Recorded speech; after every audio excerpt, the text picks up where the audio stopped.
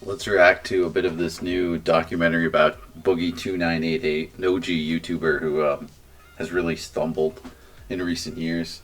That I was walking to the bathroom in there, and there was a loud snap sound, and things kind of shifted in one direction, and now my foot is swelling into my shoe, and it hurts really badly. It's the fun part about being old and fat. You never know. You don't know if you'll wake up tomorrow. You don't know if... Now, Boogie has struggled with his weight throughout his time on YouTube, and probably quite a bit of time before then. He really struggles with money. I don't know if it's all real or if he exaggerates and has some hidden away.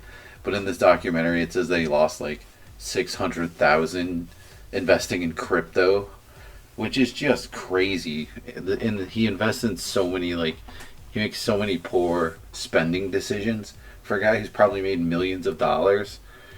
Apparently, he's in debt, quite a bit of money. Like, he's negative money, basically. And that's just wild because if you're somebody like him who's had like millions of subscribers for like over a decade and videos that people go back to and still react to, videos that you made quite a long time ago, right? Like, you kind of have a reason for people to continue to watch your videos and for those videos to continue to make revenue for you. So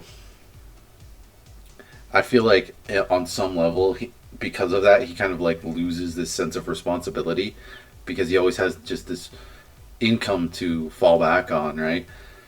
And that can really, having that is really nice, right? That's what we all strive for. That's why a lot of people create videos, is they want to have this like better life. They want to be able to work from home and really benefit off what they work off of, right?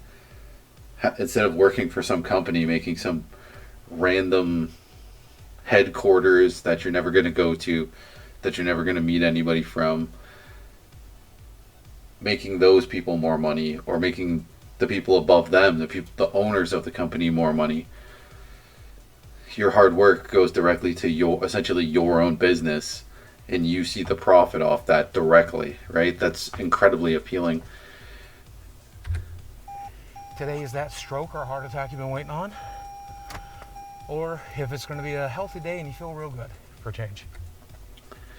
So if you reach that level of success that Boogie2988 has, and you have this like steady income and you can kind of like stop working and still get it, that's phenomenal. But he doesn't quite get how to manage that money,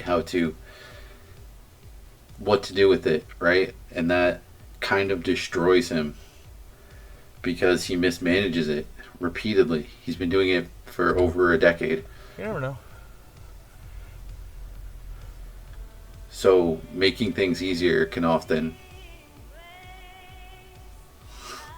So I don't know. I'm pretty sure he's alive. Fucking be today. Not sure. The Sexually, we both seem oh to be my having God. an excellent time. he often struggles with relationships. I mean, he consistently has them, so at least he's like putting forth effort. But he, in this documentary, gets into his paying for dates, if you know what I mean, and that's just bizarre. I would say that it's the best I ever had. What? You were.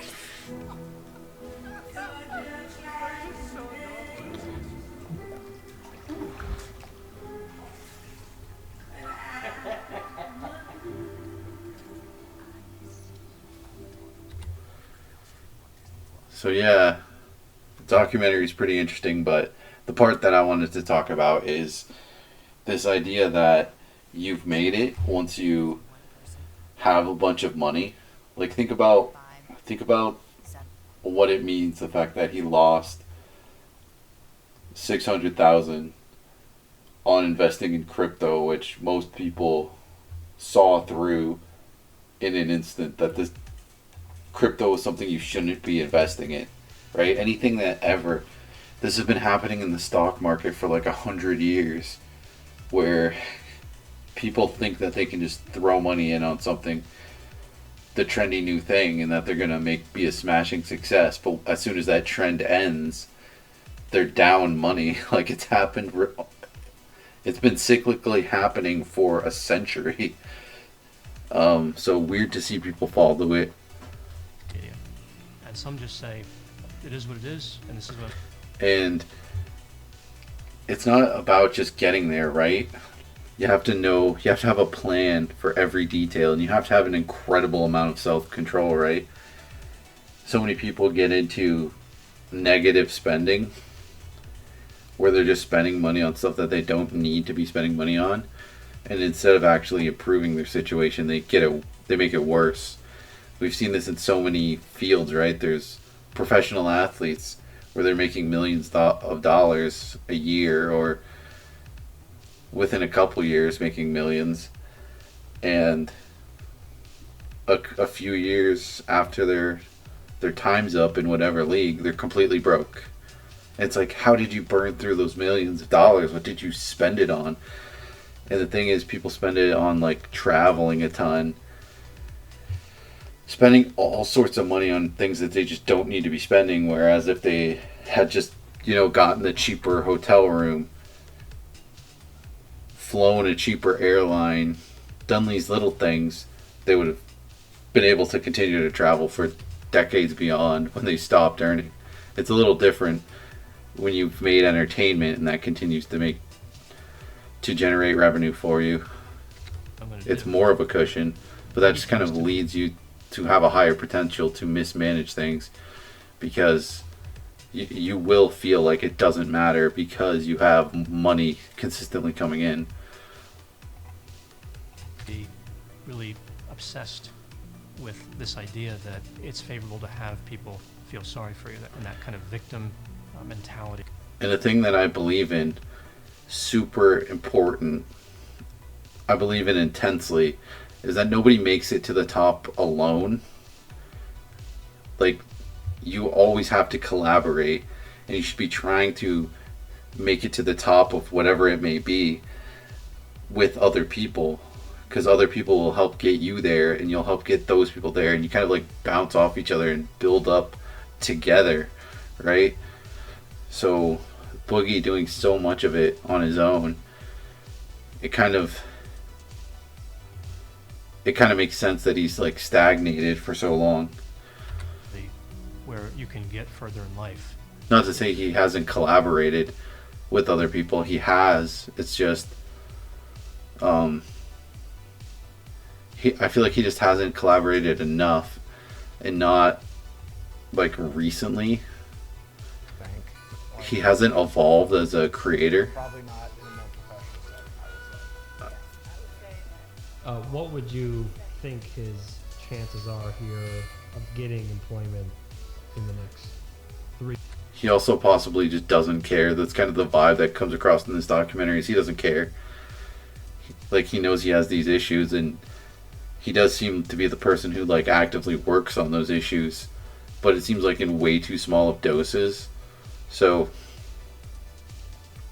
it's kind of tragic, but I feel like no matter what, he'll always at least have income from the creative ventures that he's done in the past. Those will continue to give him enough money to survive. 3 months. I'm not sure. When it comes to the felony, we would have to seek corporate approval for that sort of charge in order to proceed forward with a case. I think that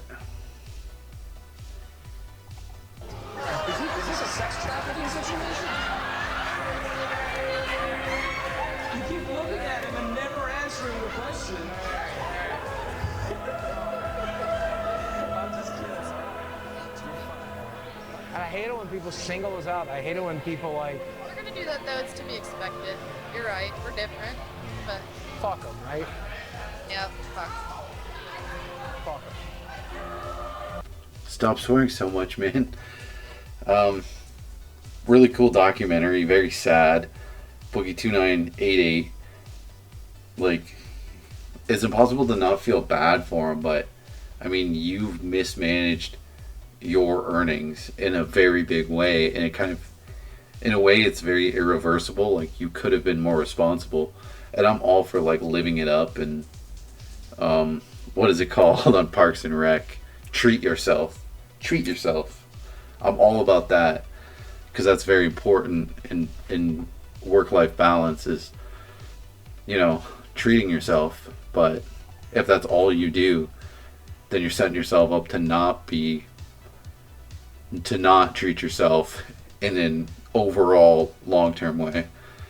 And I think this kind of goes hand in hand with all kinds of other avenues of life. People can find themselves in the exact same position that Boogie is in a different sort of sense. I mean, like, if you have this big goal, something you've been working towards, it's very easy to focus on getting to that outcome, and that can really blind you to what you're going to do once you get that outcome, right? I've experienced it where I set out a goal, and then I accomplished that goal, and it was a big, huge life goal. And then I'm like, well, what do I do next? What do I really want, right? Like, I went to college, I got this career, and it's great and everything, but is it really my life's passion? Like, you know, I love making tons of money and doing something that's, you know, something that I like doing, but how much do I really like it? Is there something out there that I like even more than that, right? That's the kind of person I am. I think a lot of people are kind of,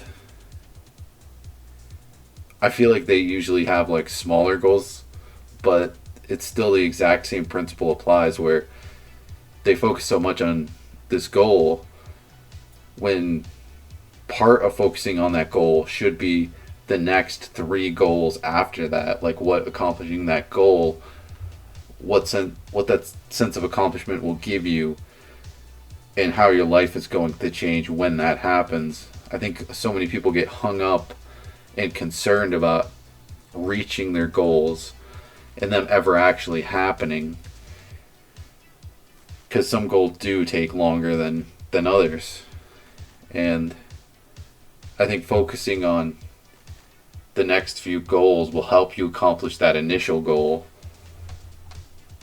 And yeah, collaborating with others will help you not only accomplish your goals, but really value them in a totally different way, and see and evaluate them to see if they really are the goals that you believe that they are. If it really is the end all be all that you believe it to be, because sometimes it isn't. Sometimes you get to, so many people, they go to college, they get a job in whatever field, and then they find out they don't like it, right? That happens so many times. And luckily we live in a big world that's ever expanding, and we can change paths. A lot of us can at it pretty much any point. So keep your head up, people out there, and check out this Boogie documentary. It's pretty cool.